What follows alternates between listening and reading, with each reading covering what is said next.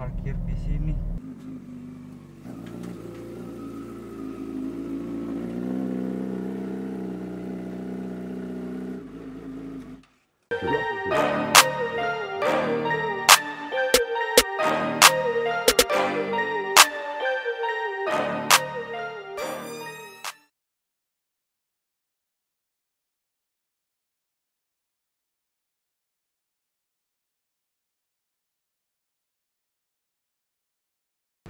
Assalamualaikum warahmatullahi wabarakatuh. Selamat pagi dan salam sejahtera buat seluruh sahabat RNG Motorsport dan seluruh sahabat RNG TV khususnya.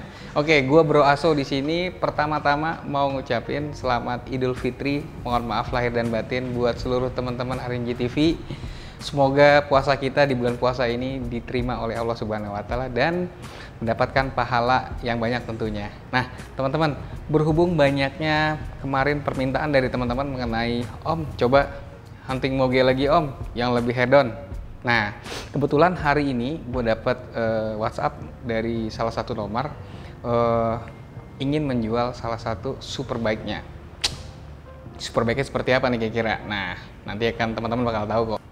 Untuk itu, yuk kita sama-sama lihat kira-kira perjalanan kita dari sini di RNG Kemang menuju ke rumahnya dan bagaimana cara mengecek motor tersebut dan apakah motor tersebut bagus dan kondisinya layak untuk kita jual.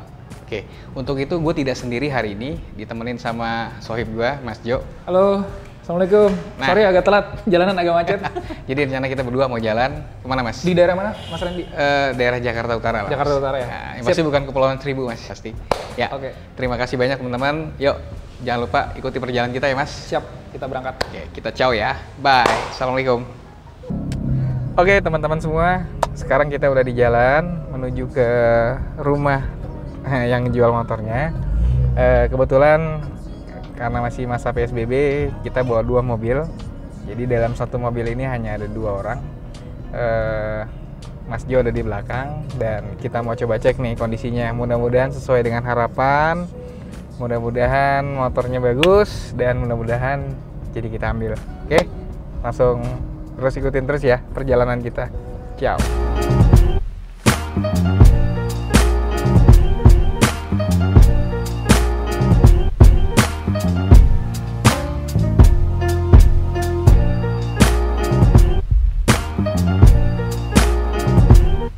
Oke teman-teman semua, gue udah nyampe di kompleknya di daerah Jakarta Utara tepatnya.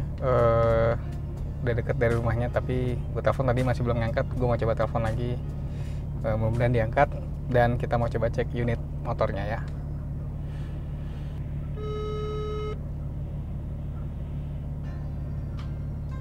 Halo. Halo, bro. Yap. Gue udah di deket masuk dalam komplek nih. Terus pas mentok ada kayak pilar-pilar putih. Belok kanan apa kiri? Bro lurus aja, belok ke kiri dulu. Nanti lihat aja di bagian paling pojok. Pojok ya? Motornya ada di sana ya. Boleh. Jadi gue mentok ke kiri ya. Mentok ke kiri. Siap. Sampai mentok lagi sampai ujung bro. Ya. Thank you bro. Coba Oke, lihat ya. bro. Yuk. Yuk, kita mau coba lihat belok kiri katanya tadi. Oh, itu bukan Zel. Tuh.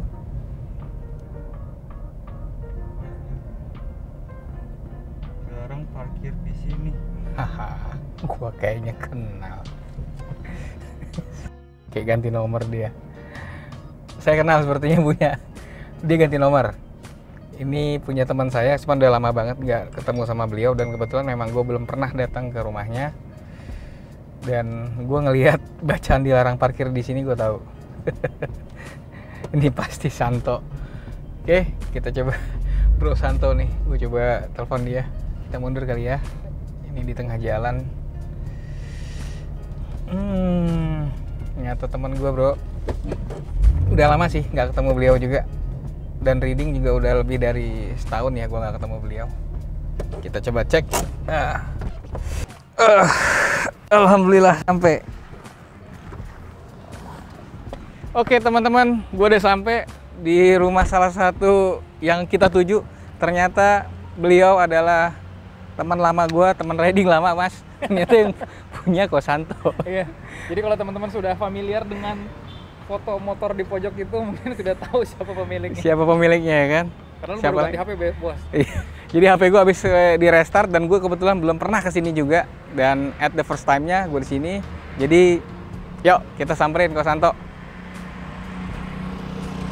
Halo Kosanto. Hei, Ternyata lu ya. Jadi teman-teman gue masih ngenalin nih, gitu. Selamat datang. sudah lebih dari 1 tahun nggak ketemu sama beliau, udah lama nggak riding. Belum pernah. Nggak dicatat kok, parah kok. Waduh. HP gue hilang kok. Jadi HP gue sempat hilang, jadi nomor tidak tercatat. Saya minta maaf ke Kosan. Waduh, luar Jadi ini biasa, senior luar saya biasa. waktu main motor zaman 2012. Beliau sudah pakai Ducati waktu itu. Gue inget banget. Dan akhirnya ketemu lagi. Tahun lalu gue pernah ketemu, waktu itu tuh riding, dan sekarang ketemu lagi. Silaturahminya malah nggak disengaja ya. Nggak disengaja. Wah, luar biasa nih, udah datang juga nih. Jadi tadi ada WhatsApp masuk mau ngejual, ternyata dia nggak bilang lagi siapa namanya. Oke, Lihat aja langsung motornya gitu. lihat motor ya. Motornya di mana Kosanto? Motornya ada di satu tempat yang sangat Yang spesial. pastinya- Yang pastinya spesial. Yang Spesial ya. Ya, silakan lihat ke lurus, belok ke kiri. Iya, oke. Oke teman-teman, ayo kita lihat yuk. Ya.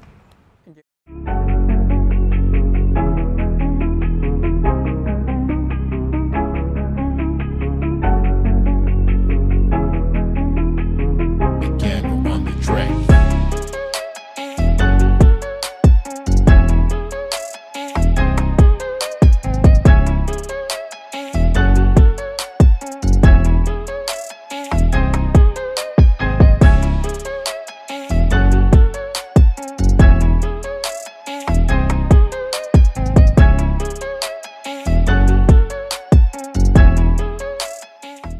Nah, Ini tempat parkir yang yang krusial. Kalau orang bilang tuh krusial. Wah, tempat parkir terlarang sebenarnya. Waduh. Ya. Nah, teman-teman semua, alhamdulillah gue udah nyampe. Ternyata yang jual adalah teman lama gue, namanya Kosanto. Nah, di sini ada tempat yang sangat krusial menurut netizen. Teman-teman bisa baca, ada bacaan dilarang parkir di sini. Pasti udah pada tahu ini lokasinya ada di mana. Bener nggak? Gimana Mas Jo? Iya, pastinya. Jadi kalau ngelihat logo dilarang parkir di sini pasti identitasnya adalah wah ini kayaknya foto motor-motor mewah atau mobil-mobil Ya. mewah yang ada di Instagram nih. Waduh, Betul banget. enggak dong, gitu. Oke, kita udah sampai dan mau nanya sama Kosanto nih, lebih lanjutnya mengenai 2 motor ini. Yang Oke. pertama ada BMW S1000 dan CBR 1000 SP1. Oke, Iya. gimana nih Ko? Oke, hari ini karena bos-bos RNG sudah datang. Mana ya. bos-bos? Jadi satu kehormatan buat saya untuk ngejelasin nih. Ada 2 motor yang hari ini kita akan bahas. Yang pertama ini sebelah kiri yang warnanya merah, tentunya sudah tahu. Ya. CBR 1000 SP1 Fireblade. 1000 SP1. Ya, generasi SP1 adalah generasi yang tahun 2018 dan kebetulan ini unitnya 2019. Ini Kalau nggak 2019. salah ini terbatas ya, Kosanto ya? Jadi kalau secara produksi CBR SP1 itu ada mungkin sekitar 4 unit yang masuk, tapi kebetulan yang ada di depan kakak-kakak ini adalah SP1 2019, jadi Oke. cuma 1. Jadi ini adalah SP1 yang pertama di tahun 2019. Jadi cuma ada 1 nih, nggak ada lagi yang kedua atau yang ketiganya. Karena ini motor ini diproduksi di tahun 2018, benar nggak? Betul, 2018 akhir, jadi untuk Akhir. nicknya 2019. Nicknya 2019. Ya, jadi motor ini kebetulan menyenangkan, dua-duanya punya handling yang super. Ya, tapi kalau dibilang Honda versus BMW, ya masing-masing punya kelebihannya ya. Betul. Ya, masing-masing. Cuman kalau SP1 ini, kebetulan motor ini baru pertama kali beli waktu itu unboxing Januari 2020. Oke, jadi baru kurang lebih beberapa bulan yang lalu ya, mungkin sekitar 4 bulan yang lalu ya. Iya, kurang lebih 4 bulan. Kilometernya alhamdulillah baru 100. Jadi kalau lu nanya punya Kosanto, sebenarnya gue tidak ada perlu buat ngecek secara detail karena mata dia lebih detail daripada gue kayaknya. Jadi Kosanto lebih detail dari gue. Artinya unit-unit dia saya tahu karena udah lama temenan pasti spesial. Ya, kebetulan yang ini juga unitnya juga baru dibeli di Februari 2020. Oke. Ini BMW S1000 2000. Iya.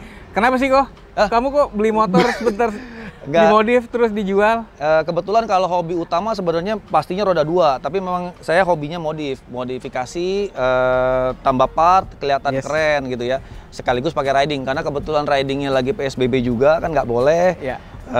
Kebetulan juga ada kakak-kakak datang ke sini.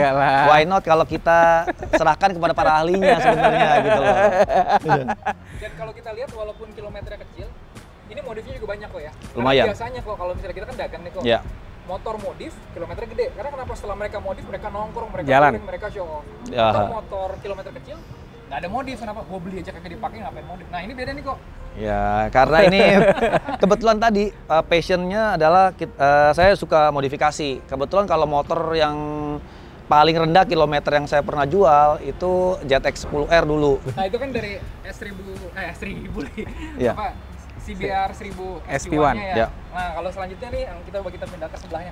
Nah, kalau yang ini unitnya semua orang sudah mungkin paham apa namanya S1000 Double R. Ya. Generasi sebelum facelift, sebelum modifikasi yang total facelift ya. Ya. Yang betul. Ya. Jadi ini adalah yang produksi terakhir. Dia nicknya 2018.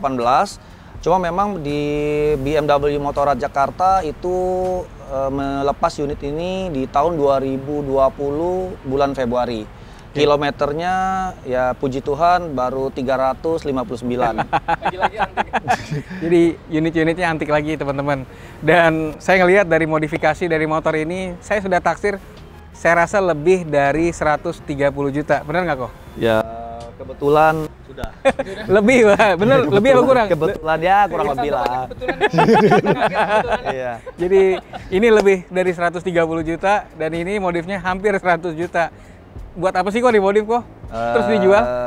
Untuk pastinya kepuasan pribadi.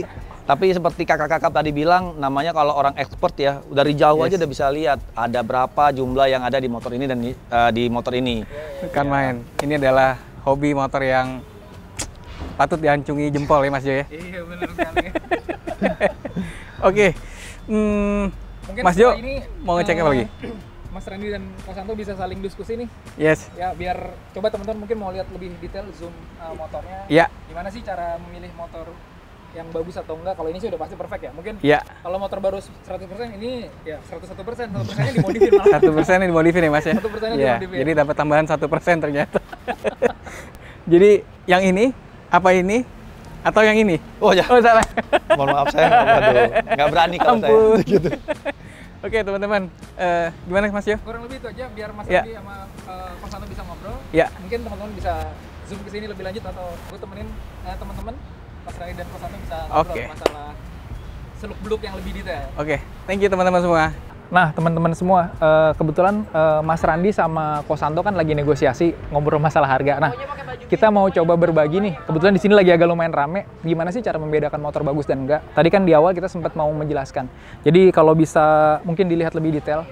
Jadi yang pertama yang perlu dicek ketika kita membeli motor bekas adalah yang pertama surat-suratnya. Surat-surat tuh contoh yang paling simpel adalah nomor rangka dan nomor mesin. Yang perlu dicek yang pertama adalah kesesuaian antara faktur BPKB, STNK. Apabila BPKB, faktur, STNK semua sudah sinkron, ambil STNK-nya gitu loh. Nah, STNK-nya ini bisa kita compare langsung ke nomor rangka dan nomor mesin yang ada di motornya. Contoh nomor rangka ada di sebelah kanan. Kita tinggal cek nomor rangkanya. Misalnya J, ya, AER, bla bla bla bla bla, sudah sesuai atau enggak. Karena kalau udah sesuai harusnya STNK, BPKB, faktur dan motor sudah sesuai. Nah, untuk nomor mesin ada di bagian mesin. Nah, itu untuk bagian dokumennya. Selanjutnya untuk fisik itu sendiri, motor ini kebetulan kilometernya masih sangat kecil. Kilometernya tadi itu jalan 154. Jadi kalau dilihat 154, ya ini sangat kondisi masih bener-bener like new. Kita lihat disknya belum kemakan sama sekali depan belakang. Jadi memang harusnya motor yang kilometernya lebih kecil rata-rata kondisi disknya lebih bagus dari motor yang kilometer lebih besar. Itu yang kedua, berkaitan sama kilometer. Atau yang ketiga, motor ini pernah jatuh atau enggak, biasa ngeceknya dari sudut-sudut terluar motor. Yang pertama, sudut ini. Dua, jalur stang, handle rem, bagian cover mesin, footstep, buntut belakang, dan juga ujung knalpot. Dan kalau misalnya knalpot sudah modif, nggak ada salahnya teman-teman minta knalpot orinya, karena ada kemungkinan ya, ketika motor jatuh pakai knalpot ori, dia ganti knalpot sama knalpot racing. Jadi cek secara detail. Dan terakhir, kalau dari kita sendiri tim RNG Motorsport, kita melakukan pengecekan jengkal per jengkal. Jadi misalnya contoh, kita ngecek sejengkal ini ada minus apa, oke aman. Kita ngecek sejengkal ini ada minus apa, kita ngecek sejengkal ini ada minus apa. Karena boleh dibilang motor walaupun bidangnya nggak gede, tapi karena bentuknya yang bersiluet-siluet, kemungkinan kita untuk miss juga besar. Jadi cek jengkal per jengkal untuk tahu apa sih minus dari setiap jengkal yang kita lihat, jengkal yang kita lihat. Dan harusnya insya Allah setelah kita ngecek seperti itu, kondisinya terjamin. Dan dua motor ini sih tadi sudah gue cek kondisinya luar biasa. Oke, kurang lebih itu aja tipsnya. Coba kita lanjut lagi, kita lihat sudah nyampe di mana diskusinya antara Kosanto dan Mas Randy. Ya, lanjut. Oke, teman-teman semua. Tadi sudah terjadi perbincangan dengan Kosanto. Kita main naik-naikan harga, bukan main turun-turunan harga. Biasanya kalau orang nego, itu bid harga semurah-murahnya. Kalau ini nggak, main setinggi-tingginya, karena teman lama. Bisa aja sih. Jadi, gimana kira-kira nih Kosanto? Ya, karena sekarang sudah hampir waktunya berbuka puasa. Ya. Jadi pembahasan banget kita tidak perlu diperpanjang. Ya, nggak usah perpanjang. Jadi motor-motor ini kita serahkan kepada tangan-tangan kakak yang ahli ini untuk dicarikan rider yang cocok dengan kriteria atau karakter motor-motor ini. Kan main. Ya. Oke teman-teman, jadi kalian tinggal lihat aja nanti di RNG Motorsport. Motor ini sudah tersedia di sana, dan jangan lupa juga untuk follow Instagram RNG Motorsport, RNG Motorsport BSD, RNG Motorsport Kemang, dan Instagram dari Dilarang parkir di sini Santo Smart. Nah, dilarang parkir di sini Santo Smart atau Sun Sun Smart ya kok ya. Nanti ada di bio kok. Oke, jangan lupa teman-teman semua untuk terus dukung channel ini. Jangan lupa untuk subscribe, jangan lupa untuk komen dan share, supaya kita bisa berkreativitas dalam hal dunia roda 2 khususnya ya kok ya. Luar biasa. Ya Gojo ya. Buat bisa RNJ berikan top terus ya. Ya. Ini senior kita soalnya. Mau online, mau offline di RNJ Motorsport ya. Ingat. Ya. Ampun. Oke, sekian itu aja. Kojo ada yang mau sampaikan lagi? Terima kasih banyak teman-teman semua, dan sampai ketemu lagi, dan assalamualaikum warahmatullahi wabarakatuh. Bye.